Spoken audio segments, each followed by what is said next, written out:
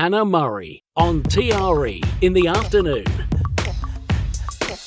Joining us on the line now is Javeno McLean, a personal trainer, community champion and owner of the award-winning J7 Health Centre in Blackley, Manchester. He's best known for his inspirational, life-changing personal training with the disabled, sick and elderly in his community. His uplifting videos have captured the hearts of millions around the globe. You Are Not Your Limits is his inspiring story. Welcome to the show, Javeno. Oh, that was a wonderful intro. That was brilliant. Well, I think you're wonderful. You're doing some amazing things. It's such a lovely story. Tell us how it all started, when you started doing this. I started doing this, girl, when I was 16. I was just a cocky, nosy 16-year-old who just felt like I could bring happiness to a disabled man. And I've just I've never stopped. It's just gone from strength to strength. And I've just tried to pour my heart and soul into just trying to give humanity a reason to smile again since I was 16, man. And I'm just so glad that I've stuck with it. Oh, it's really lovely. I bet every day, not only you're bringing smiles to other people, but bringing smiles to the people that you're working with and yourself. I mean, it's literally smiles all round. Definitely. I know what it is as well. I just think we're so lucky to be who we are, and we're so lucky. Sometimes we just forget the language of gratitude, and that's what this book is about. It's just letting sure people know what really counts in life. Do you know what I mean? Yeah. So tell us about a typical person that will come in to your health centre or your gym and what they're looking to achieve and how you help them do that. God, this is a wonderful question, but it can be a sad question as well, and it'll kind of explain my energy. The typical person coming into my gym could be a young person with cerebral palsy, a young person with Down syndrome. It could be an elderly person with dementia who's not remembered his wife for 40 years. Real story. It could be, I've got many terminally ill people who are suffering with cancers and other illnesses that are incurable. That there's a countdown to when they're going to take their last breath. So those are the kind of clients that I get. And my only mission is to give them guys a reason to be really happy and smile right in the moment and just be as present as we can and make them forget that all these horrible things are going on in their life. And do you know what I mean? That's the only thing that I can do. I can do my best to try and make them forget. Yeah. And, I say smiles all round, but there must be moments that aren't so smiley. And, those stories you just said are heartbreaking. There must be times for both you and the people that you're working with that aren't all happy and are really struggling with the reality of what they're going through. 100%. But at the end of the day, we're all human, and we're all connected as humans. We all experience human struggle, despite our age or background or ability or disability. When I showcase to the world people that are just overcoming and fighting through some of life's hardest situations, you can't help but smile and be inspired and instantly just want to do more and be more active, because I think my kind of work makes you automatically go, I can do a lot more than what I ever thought I could. Yeah. And what's your background? How did you come to do this? You were in sports, weren't you, yourself? Yeah. I was a cricket player. I was an elite cricket player. And then I kind of fell out of love with cricket. But I've been training since I was 6 years old. I was a psycho at 7 years old. In primary school, I was doing 100 press-ups a day.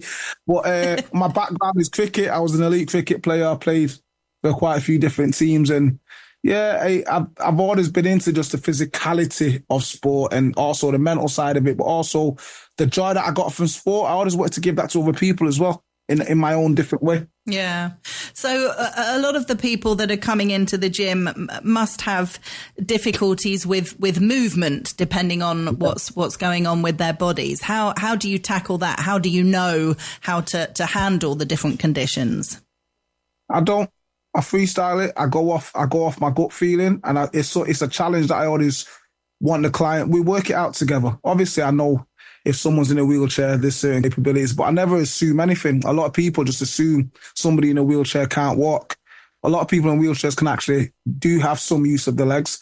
So what I do is I try and approach it in a way where it's a team effort, and we try and create challenges together that we both are uncertain if they can do it. That way, that's why it's so genuine. And if you ever see my work, the celebrations are so genuine because we both didn't know it was possible until we did it together. So I think it's always about just rolling the dice and just kind of coming out of the box, treating people normal and just giving people a reason to be challenged. I think sometimes disability kind of puts a blanket on people and smothers that enthusiasm to be challenged. And I just wanted to free that up a little bit. Oh, definitely. It must be so lovely for a lot of these people who have been looked over or dismissed or had assumptions made about them. Suddenly you saying, you know, just asking them the question. So do you have anything that hurts? Can you stand up? Can you move your arms? And, you know, speaking to them like they're human beings that they are. Definitely. And I think there's just so much power in normality. Just the smallest acts of inclusion can change someone's life. And with me, girl, I will always find a way. You best believe I'm gonna find a way. If an example being, I've got many young lads who love football, but they might be in the wheelchairs. They might not have use of the legs. I'm gonna find a way that you're gonna move that ball. I'm gonna find a way that we can play football today. I've got a girl who loves basketball, but she's not really got the use of her hands to hold the basketball. I will find a way to make her play basketball. And that's my kind of approach with it all. Finding a way, being as creative as I can, and just showing as much personality as I can. Just trying to make these people achieve wonderful things and make them just feel valued and seen. Oh, definitely. They must be so used to hearing people say to them, you can't do that, or them saying to themselves, I can't do that. So it must be so refreshing to have you saying, yeah, you can. Let's do it. Let's find a way of doing it. 100% good. That's what it's about, positivity. And when you uplift people and empower people with just relentless love and care, there's no telling how high you can go, because I do truly believe that you are not your limits. And that's why the book is named that, because that's what I kind of practice and preach every single day to people. Yeah. There must be a lot of emotions there, as well as smiles. There must be a lot of tears when people achieve things with you that they didn't think they could. 110%, man. These are my people, man. I love them to death. These are people that, with or without the cameras and the attention that's on my work, I've been doing this for 23 years for free. I've never took a penny off anybody, because I just generally want to help people. And I want to help people because I don't get paid by financially getting money off anybody. I get paid by the happiness that I see that filters through to that person's family. When that person is just living again, that person's got the strength to start going cinema again. That person got the strength to start new hobbies. The person got the strength to make new friends and just feel. The other day, one of my young girls, for the first time in 4 years due to her cancer, put her hair in pigtails with pink thingamajiggies in them. That to me, that's how great is that? That's amazing.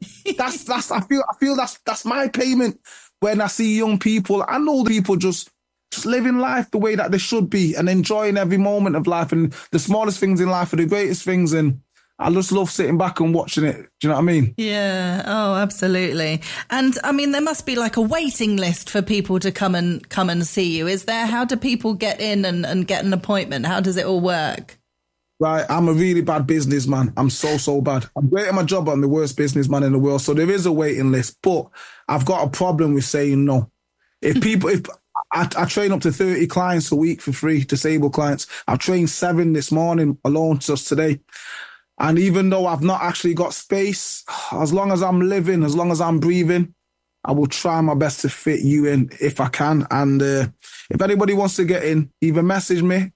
If I do see it, I will respond. Or if you're local, just pop in and say hello. Give me a cuddle and we'll see if we can work something out. Amazing. So do you generally spend the same amount of time with each client? Does it have to be like an hour, for example, or does it depend on the client? Depends on the client. It's usually between 30 minutes and 40 minutes. Okay. But that's not even the problem for me. My main thing is, can I make him laugh? No, not like a giggle. I'm talking laugh, belly laugh. I need to make him laugh like that within the first 5 minutes. And if I do that, I've got him for the next 30, 40 minutes. It's easy. It's light work. Brilliant. And it's incredible how many, well, it's not that incredible because you're doing such a great thing, but how many celebrity fans you've got. I saw all the quotes on your book from everyone, from Michelle Pfeiffer to Davina McCall to Craig David, Gabby Roslin. They're all big fans of you and what you do, which is lovely. Yeah, it's wonderful. They're good people, man. And these are people that I'm a British man, so obviously I know who these people are. But it humbles me that these people, and they've supported me for a long time. And I'm just very grateful, and I'm very blessed that my work has reached these people who genuinely love what I do. And it blows me away to this day. Yeah. And tell us one of the stories you talk about in the book, which was sort of near the beginning of your journey, I think, correct me if I'm wrong, is the story about Kira and her progress, who was going through chemotherapy. Can you tell us about her? Kira's a young, beautiful girl. She's a diva. I don't know sometimes she thinks she's Beyonce or Celine Dion. She's feisty. But she had a really bad brain tumour. And she beat it. But the chemotherapy really damaged all of her nerves. So the girls had to learn to just be human again, walk, talk, and do everything again. And she's just so resilient, man. So I've put it on her. I've not messed about with her. I know I've really worked hard on her because I know she deserves it. She deserves to do normal things again, which she's so desperate for. And I'll never give up. I know a lot of people have told her certain things will never happen with me. I will never, ever take that approach. We're going to work hard. We're going to achieve. And there's no end date to this. This is what I say to all of my clients. It's not like in the hospital or the NHS where they give you 6 weeks and then they say, yeah, ta-da, see you in a bit. With this, you've got me for life, man. As long as I'm here, we can still work and we can still try and achieve things together. Oh, lovely. And I hate to ask because it's all so positive what we're saying, but have there been some, because you've been doing this for many years now, there must have been people who you've worked with who have sadly passed away. There must have been some sad moments when that time has come. Oh, there's been so many, man. There's been so many. And the thing is, it doesn't get any easier. These are like, especially my elderly clients, there's been so many that have passed away. But the saving grace for me is when I see that person's family and they tell me maybe it's a little, just really personal things that make my heart smile. They tell me things that make me go, I'm proud of myself and I'm proud of who I am. When they say things like, if it wasn't for me, they would have lost their mum or their grandma 5-6 years earlier. Mm. That to me is worth more than any check or any kind of money. And even though it's horrible losing people, knowing that I've impacted that person's life in such a way that the family now respect me and kind of have brought me into their family, if that makes sense. Yeah. It's just a wonderful honour. It really is. Yeah. And it must really upset you because it certainly upsets me, that there's a real dismissal that sometimes happens, not just of disabled people, but also of elderly people, with some, not all obviously, but some young people thinking, oh, they're just old and, dismissing them as irrelevant members of society and things like that, which is utterly heartbreaking. That must really upset and annoy you when you see that, because you're obviously seeing a different side to people and seeing how lovely they are. Yeah, man, we're all human and we all deserve to be seen and valued and listened to. And sometimes the world right now, girl, is in a really horrible place. And I'm trying my best, man. I can't change the world, but what I can do is change my street, change my community, change my area, change my neighborhood, and then I can eventually try and change the country, and then I can positively try and change the world in my own special way. And elderly people sometimes get thrown in the corner. Disabled people sometimes get thrown in the corner and just a blanket thrown over them. I don't like that. As a human, that's quite embarrassing that we can be like that and we can treat each other like that. Mm. So I'm just trying to set the example of nothing like a hero. I'm not trying to be a hero or set the example of somebody perfect or a savior. I'm just trying to set the example of how we should all be treating each other anyway. Yeah, for sure.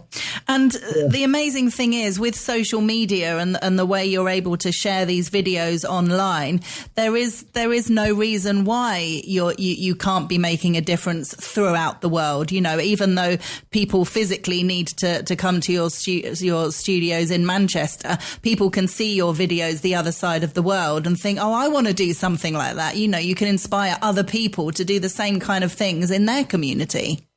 Yeah, definitely. And it's not hard. All you need is a heart. You don't need a 12-pack. You don't need the greatest bum or the biggest biceps in the world. All you need is a heart and some eyes and just the power to approach people if you see them. Approach somebody who may need approaching. Give somebody a hug who may need a hug. Give somebody some eye contact who may need some eye contact. It's just simple human behavior. I think that's what we're lacking. But that's where I truly believe all the power is, man. Just being the greatest simple human that we can be. Yeah. And also opening gym spaces up to everybody. You know, gyms can often be really intimidating places to go, even for people who aren't older or aren't disabled. You know, if you feel like you're not as thin or don't have the six pack or whatever as you should do, that it can be an intimidating place to be. So it's also a nice idea that you've created this environment that anyone can go to. Definitely, feeling safe is so important, especially in the gym environment. It can be very negative, and that's what people have always said. But I think it needs to change. The way people view exercise needs to change. The way people view disability needs to change. And I'm just trying my best to showcase to people what it should be, which is just humans overcoming struggle and just showcasing how wicked and sick we are. Because we are pretty sick, aren't we, as humans? We do amazing things. You know what I mean? We do amazing things. Oh, and we don't definitely. celebrate. Definitely. Oh, it's a great message. I think it's brilliant what you're doing. Keep doing what you're doing. And I will. and inspiring the world. And if people want to get a copy of your book, it's called You Are Not Your Limits. It's available on our website, tre.radio, and it's by Javeno McLean, who we've been chatting with today. Javeno, thank you so much. You're amazing. Thank you so much, darling. Have a lovely day. You too. Bye-bye. Bye-bye, darling.